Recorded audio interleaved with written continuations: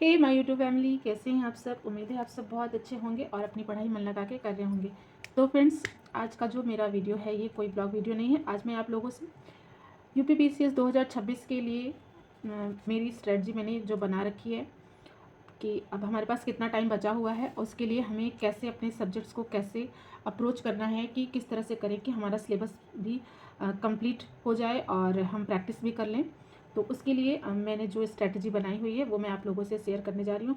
और सबसे पहले तो मैं आप लोगों से एक बात बोल दूँ, मैंने पिछली वीडियो में ये बोला था कि एग्ज़ाम जो है वो अक्टूबर तक जाएगा, जो कि न्यूज़पेपर में दिया था। न्यूज़पेपर में ये दिया था कि अक्टूबर तक वैकेंसी जो है वो, मतलब मेंस एग्ज़ाम जो है वो क्लियर हो जाएगा, लास्ट तक जो है वो वैकेंसी क्लियर हो जाएगी। तो ये मुझसे थोड़ी सी मिस्टेक हो गई थी जो मैंने आप लोगों को से बताया।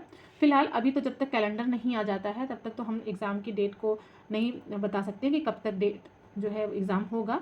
लेकिन हाँ, इतना ज़रूर कह सकते हैं कि हाँ, एग्ज़ाम जो है हमारा अगर जनवरी में अभी फर्स्ट वीक और मतलब मैक्सिमम सेकंड वीक तक जाएगा, और अगर कैलेंडर हमारा आ जाता है तो एग्ज़ाम जो है हमारा वो मई के लास्ट या जून के सेकंड वीक तक तो हो जाना चाहिए। यहाँ तक है। अब देखिए, जैसे कैलेंडर आ जाता है वो सारी बातें हम बाद में करेंगे जब हमारा कैलेंडर आ जाएगा उसके बाद। तो सबसे पहले तो अगर मैं ये बता दूं कि आपको अगर जून तक आपकी स्ट्रेटजी लेके चलनी है, कि हम मान लेते हैं कि हमारा एग्ज़ाम जो है वो जून में होगा, तो अभी मोटा मोटा हमारे पास जो है, अभी जनवरी से ले लेते हैं तो जनवरी, फरवरी, मार्च, अप्रैल, मई, 5 महीने का टाइम है। और जून को छोड़ देते हैं, हम जून को नहीं लेंगे क्योंकि जून में हमारा 15 जून तक अगर हो जाता है एग्ज़ाम तो जून को तो नहीं हम काउंट करेंगे। तो हमारे पास बस मोटा मोटा 5 महीने हैं और बहुत बहुत कम टाइम है। तो इसके लिए हमें अपनी स्ट्रेटजी अच्छे से कैसे करनी है, जो लोग फ्रेशर हैं उनके लिए भी और जो लोग 1-2 बार एग्ज़ाम दे चुके हैं उनके लिए भी। तो चलिए बिना देर किए हम स्टार्ट करते हैं अपनी स्ट्रेटजी को। तो हमें डेली कम से कम 6 से 8 घंटे देने हैं। ये जो स्ट्रेटजी है मेरी, मैं जैसे कि एक हाउसवाइफ हूँ तो मैंने उस हिसाब से बनाई है। अब आप लोगों के लिए कितना बेनिफिशियल है आप देख लीजिए कि हाँ, अब जैसे कि हम हाउसवाइफ को 6 से 8 घंटे निकालना ही बहुत ही मुश्किल हो जाता है पढ़ाई करने के लिए। तो मैं ये नहीं कह सकती कि आप 10 से 12 घंटे पढ़िए। आप अगर 6 से 8 घंटे भी घर के सारे कामों को मैनेज करते हुए भी पढ़ाई कर रही हैं तो ये आपका मतलब मोर देन इनफ है आपको पढ़ने के लिए। और पहली चीज़ तो आपको डेली 6 से 8 घंटे पढ़ने हैं। रिसोर्स आपको मिनिमम रखना है। एक ही रिसोर्स को हमको बार बार जो है मल्टीपल टाइम रिवीजन करना है। बार बार ये नहीं कि हाँ, अभी हमने जैसे हिस्ट्री के लिए स्पेक्ट्रम पढ़ लिया, फिर उसके बाद हमने कोई नोट्स देख लिया किसी कोचिंग का, या फिर कोई पीडीएफ मिल गई हमारा टेलीग्राम से डाउनलोड कर लिया, फिर उसको पढ़ने लगे। नहीं, ऐसा नहीं करना है। हमें सिर्फ अपना नोट्स पढ़ना है। और जैसे मैंने पिछली वीडियोस में भी कहा है, आप अपना नोट्स बनाएंगे तभी ही आपको पढ़ने में अच्छा मतलब कि बेनिफिट रहेगा। और आप दूसरे के नोट्स को बार बार देखेंगे तो आप भटकेंगे कि आज इसका नोट्स कल उसका नोट्स, इससे आपको मतलब कन्फ्यूजन होगी। तो देखिए, सबसे पहले हम स्टार्ट करते हैं जनवरी से। तो जनवरी में हमें क्या करना है, मैंने पहले भी कहा है आपको कि हमें मेंस और प्री को लेके चलना है। अभी 5 महीने हैं तो अभी 2 महीने हम फरवरी तक मेंस को लेके चलेंगे, जिसमें यूपी स्पेशल हमें पढ़ना है। हमें पेपर 5, पेपर 6 और प्रीलिम्स के पहले पेपर 5, पेपर 6 और प्लस एथिक्स, इतना हमको प्रीलिम्स के पहले जो है वो कंप्लीट कर लेना है। कम से कम एटलीस्ट एक रीडिंग तो हमें लगा लेनी है पूरा। तो हमें यूपी स्पेशल पेपर 5 हमें लेना है और जनवरी में, और एनसीएन और मेडवल हिस्ट्री ये हमें कंप्लीट करना है जनवरी मंथ में, जिसमें हमें 20 से 25 दिन लगेंगे। हम मोटा मोटा ले लेते हैं कि अभी हम आज 2 तारीख है, 3-4 से स्टार्ट कर रहे हैं, तब भी अगर इस स्ट्रेटजी से तो 20 से 25 दिन अगर हमें लगते हैं यूपी स्पेशल पढ़ने में। पेपर 5 जो कि हमारा प्री के लिए भी, पेपर 5 जो है वो प्री और मेंस दोनों के लिए हम अगर उससे पढ़ते हैं तो वो फ़ायदा करेगा हमारा प्री और मेंस के लिए भी। और हमें कंप्लीट करना है एनसीएन और मेडवल। सिर्फ पढ़ना नहीं है, इसको पढ़ के इसके पीवाईक्यूज भी लगाने हैं। फिर उसके बाद हम आ जाते हैं जनवरी में ही हमको साइंस कंप्लीट कर लेनी है। और साइंस के लिए कुछ भी नहीं, सिर्फ लूसेंट पढ़िए, सिर्फ और सिर्फ लूसेंट पढ़िए और पीवाईक्यूज लगाइए। बस साइंस के लिए लूसेंट और पीवाईक्यू, इतना आपका मोर देन इनफ है साइंस के लिए। फिर करंट हमें सितंबर से लेकर नवंबर तक कंप्लीट करना है जनवरी में। सितंबर से लेकर नवंबर तक, सितंबर, अक्टूबर और नवंबर, इतना हमको जनवरी में करना है। ठीक है, तो ये हो गया हमारा जनवरी का।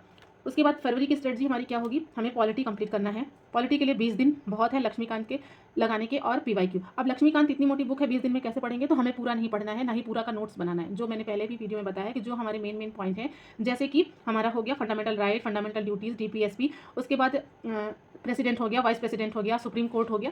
तो ये सारी चीज़ें बस यही इन्हीं टॉपिक को बार बार पढ़ना है, और जितने भी इनसे रिलेटेड आर्टिकल्स है, और सिर्फ इन्हीं टॉपिक के नोट्स बनाने हैं। आपको पूरी लक्ष्मीकांत की नोट्स नहीं बनानी है, जो मेन टॉपिक है बस उसके नोट्स बनाने हैं और उसी को शॉर्ट नोट में लिखना है और उसी के पीवाईक्यूज लगाने हैं। ठीक है, ये पॉलिटी हो गया। उसके बाद पॉलिटी के साथ साथ हम पढ़ेंगे यूपी स्पेशल पेपर 6 हम यूपी स्पेशल का लेके चलेंगे। इसको भी हमें फरवरी में कंप्लीट करना है। तो फरवरी में हमें 2 सब्जेक्ट कंप्लीट करना है, एक तो पेपर 6 यूपी स्पेशल और पॉलिटी, और उसके साथ साथ दिसंबर का करंट अफेयर।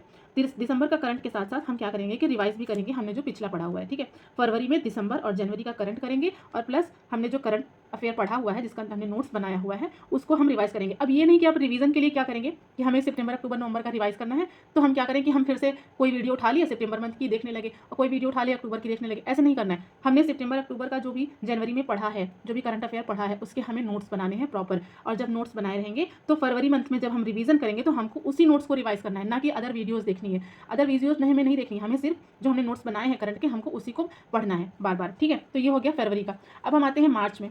मार्च में हमको क्या करना है कि मार्च मंथ में हम पढ़ेंगे मॉडर्न हिस्ट्री।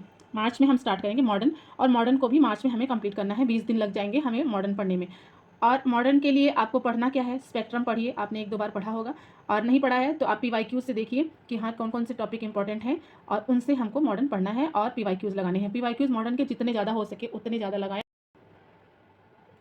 मॉडर्न के हमें साथ में पढ़ने के साथ साथ हमें क्या करना है, PYQs लगाने हैं और प्लस हमें ज़्यादा से ज़्यादा क्वेश्चन सॉल्व करने हैं। क्योंकि मॉडर्न में क्या होता है कि वो सब जो क्रोनोलॉजी सेट करने को आता है ना, वो जब तक आप प्रैक्टिस नहीं करेंगे वो आप मतलब कन्फ्यूजन में आप गलत करके आएंगे। तो उसके लिए हमें ज़्यादा से ज़्यादा प्रैक्टिस करनी है। और हाँ, ये भी रहता है कि हम टेस्ट कब से लगाना स्टार्ट करें। तो मैंने अभी टेस्ट सीरीज़ जो है वो मंगवाई नहीं है, लेकिन मैंने सोचा है कि मैं 1-8 हफ्ते में मैं टेस्ट सीरीज़ ले लूँगी और साथ के साथ टेस्ट भी आपको लगाते चलना है, प्रैक्टिस करते चलना है। लास्ट के टाइम के लिए टेस्ट को नहीं रखना है, अभी आपको टेस्ट साथ साथ देते चलना है, लास्ट के टाइम में सिर्फ रिवीजन करना है, ठीक है।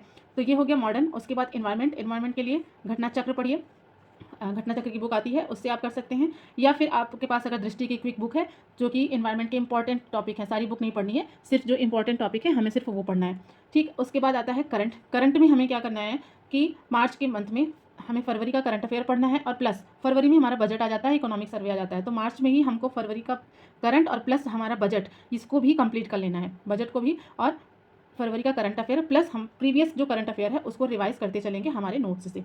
ओके, ये तो हो गया मार्च का। अब नेक्स्ट आता है अप्रैल में हमें क्या करना है, अप्रैल में हम करेंगे ज्योग्राफी अपना कंप्लीट करेंगे और प्लस इकॉनमी के लिए कुछ भी बहुत ज़्यादा नहीं पढ़ने की ज़रूरत है। इकॉनमी आप किसी भी यूट्यूब चैनल पे कोई भी आपको सही लगे आप उस यूट्यूब चैनल से इकॉनमी का बेसिक पढ़ लीजिए और बेसिक के साथ आपको बजट और इकोनॉमिक सर्वे पढ़ना है, बस इतना पढ़ना है इकॉनमी के लिए। और अप्रैल में ही हम करेंगे करंट अफेयर मार्च का और प्रीवियस, यानी कि हमारा सितंबर से लेकर के फरवरी तक का जो भी प्रीवियस हमने करंट अफेयर किया है वो करेंगे और प्लस मार्च का करंट अफेयर करेंगे, ठीक है। इतना हो गया हमारा अप्रैल तक की स्ट्रेटजी। अब बचता है हमारा मई, लास्ट का 30 डेज़, क्योंकि लास्ट के 30 डेज़ में हमको क्या करना है, सिर्फ और सिर्फ रिवीजन करना है और कम से कम 10 साल के PYQs लगाने हैं।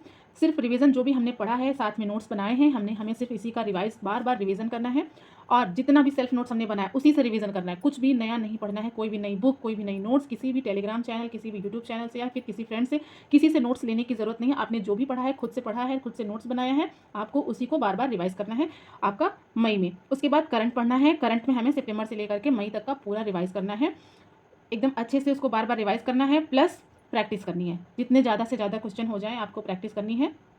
और आपने अगर लूसेंट पढ़ी है तो ही, मैं ये नहीं कह रही हूँ कि आपको लूसेंट पढ़ना ही पढ़ना है, लेकिन अगर आपने पहले इन सब टाइम में आपने लूसेंट पढ़ा हुआ है इसके पहले, तो आपको लूसेंट से रिवीजन करना है। अगर आपने नहीं पढ़ा है तो आप इसको स्किप कर सकते हैं, इसको मत करिए, आप सिर्फ घटना चक्र लगाइए और रिवीजन करिए अपने सेल्फ नोट्स और करंट का रिवीजन करिए। और साथ में साथ आप कुछ फुल लेंथ टेस्ट, कम से कम 5 जो है वो मई महीने में 5 फुल लेंथ टेस्ट उसको लगाइए। तो इस तरह से आपकी पूरी स्ट्रेटजी हो गई हमारी मई तक की 5 महीने की स्ट्रेटजी। ये मैंने अपने लिए बनाई है जो मैं आप लोगों के साथ शेयर की हूँ, और आपको अगर बेनिफिट हो इससे तो आप भी फॉलो करिएगा, या फिर आप हर किसी की अपनी अपनी स्ट्रेटजी होती है, आप अपनी स्ट्रेटजी आप अपने हिसाब से बना सकते हैं। ये तो मतलब मैंने जो बनाया वो मैंने आप लोगों के साथ शेयर किया है।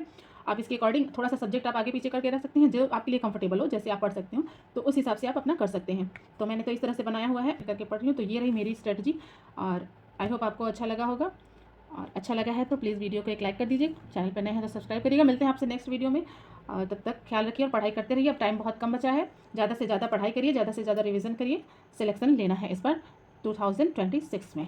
चलिए बाय बाय।